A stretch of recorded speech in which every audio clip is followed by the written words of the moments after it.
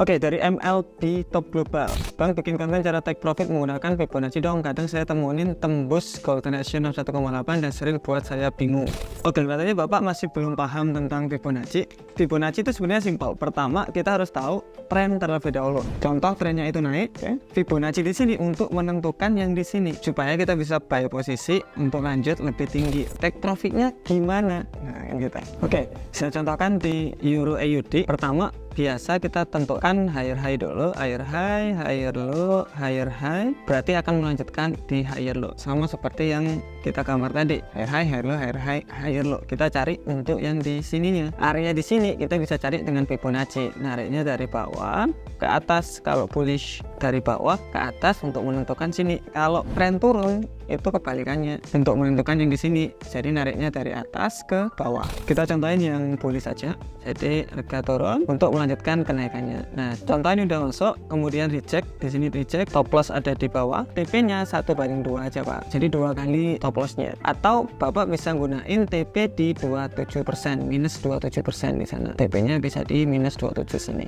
Settingan Fibonacci-nya tinggal minus 0,27, itu bisa dijadiin sebagai TP. Jadi seperti itu untuk take profit menggunakan Fibonacci. Welcome to answer your question. Jangan lupa untuk berikan pertanyaan saya di bawah supaya kita bisa jawab di video selanjutnya. Dari PENNL, Mas mau tanya, kalau misalkan kita menggunakan akun fixed rate, apakah jumlah profit atau loss dalam bentuk dolar tetap sama seperti hitungan akun non fixed rate? Misalkan akun A open posisi profit 10 pip, akun B juga profit 10 pip, apakah perolehan kedua tetap sama dalam bentuk dolar? Terima kasih. Oke, contoh ini fixed rate dan non fixed rate, sama-sama 10 pip dan sama-sama 0,1 lot.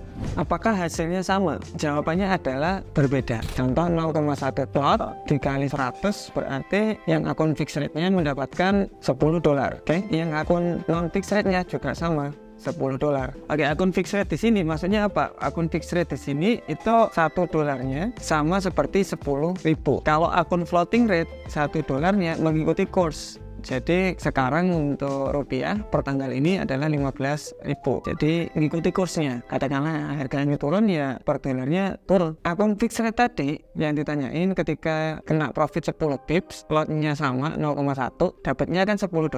Kalau akun non fixed rate juga sama dapat $10, tetapi berbeda hasilnya. Kenapa? Ketika akun fixed rate $10 berarti dia mendapatkan $100.000. Kalau dia akun non fixed rate berarti apa? Mendapatkan $150.000 karena rate-nya berbeda. Tetapi ketika kalian memasukkan modal katakanlah 10 juta di akun fixed rate, kalian akan mendapatkan $1.000. Tetapi di akun non fixed rate lebih rendah daripada itu, mungkin 800 atau mungkin 700. Semoga membantu. Bang mau tanya perbedaan indikator fraktal sama zigzag. Ini terbaru biasanya karena lebih fokus pada indikator daripada price action. Oke, nggak apa-apa, kita coba William fraktal sama zigzag.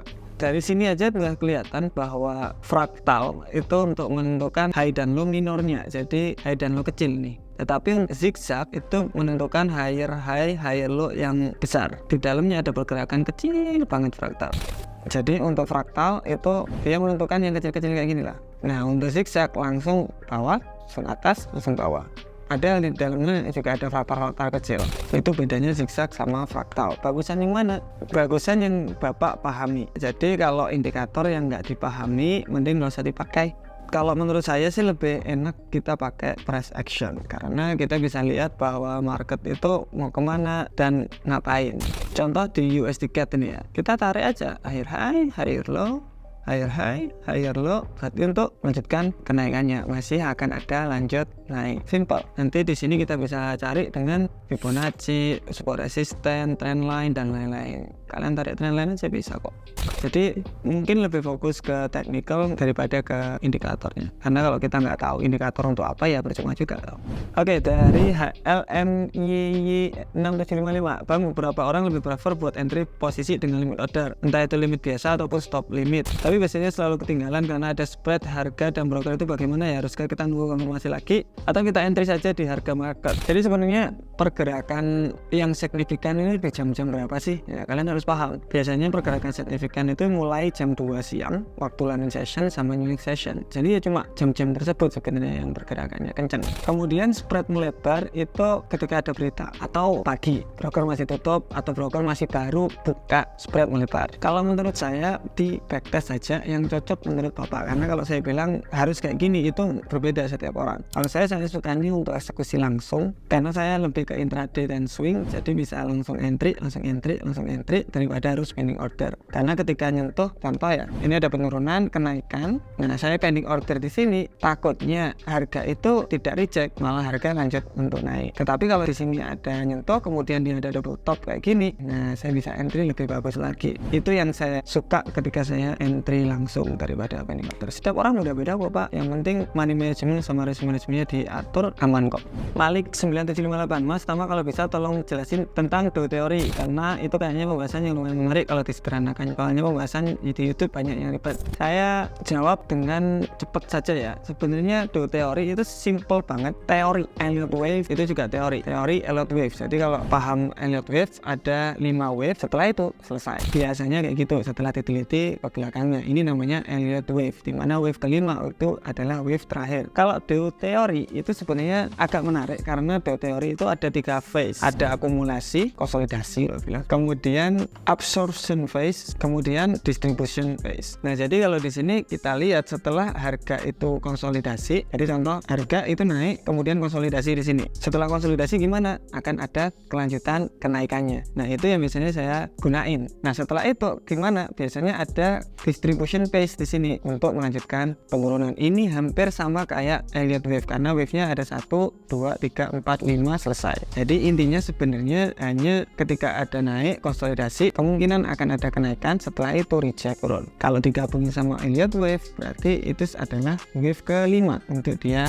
nurunan. Jadi do theory sama Elliott Wave sebenarnya kalau saya bisa bilang hampir sama, berbeda konsep. Kalau pengen saya jelasin secara detail komentar di bawah aja. Oke, dari Trader Fox 23, Bang untuk entry mending diskon entry apa premium entry? Apa kita tunggu dia nyentuh diskon zone-nya terus kita entry premium zone?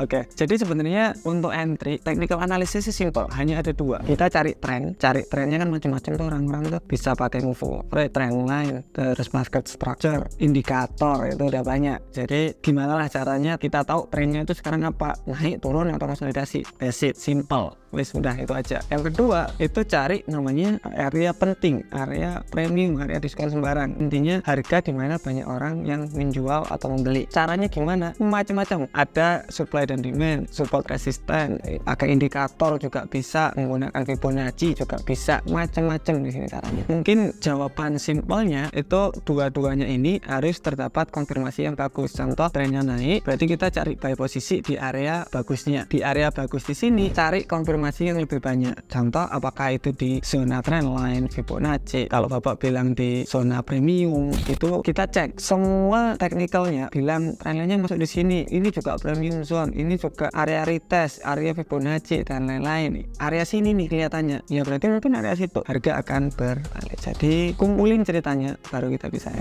Oke, dari Dev Jerry 7996 mau minta tolong dibuatin contoh Fibonacci retracement extension di time frame 4 1 M30 M15 barangkali boleh minta tolong dibuatin. Satu aja ya. Saya contohin sekarang aja di USD CAD. Kita pertama kalau Fibonacci harus tahu tren naik turun berarti akan ada kenaikan. Contoh ini belum selesai ya, belum jadi lah. Oke, ini belum jadi. Berarti kita narik Fibonacci-nya, ini kita narik Fibonacci retracement untuk menentukan yang di sini. Ini retracement. Kalau extension untuk menentukan yang di sini. Oke, jadi entry kita menggunakan Fibonacci retracement, exit atau TP kita menggunakan extension.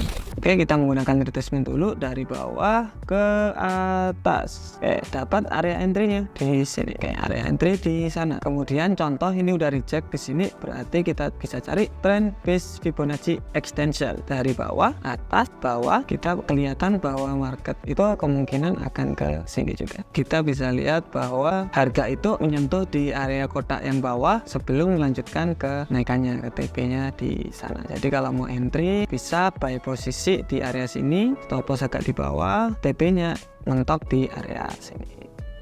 Oke, semoga membantu.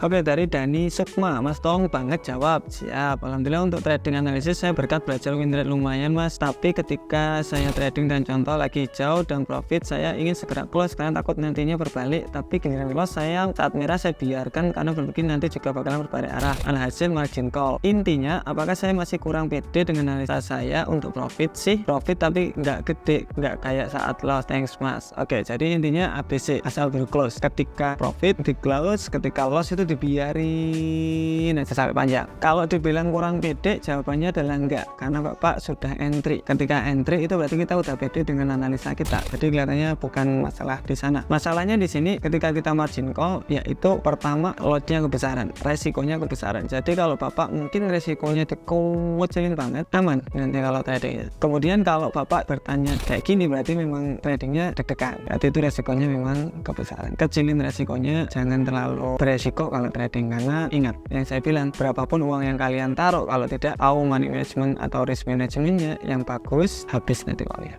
See you next video, bye bye.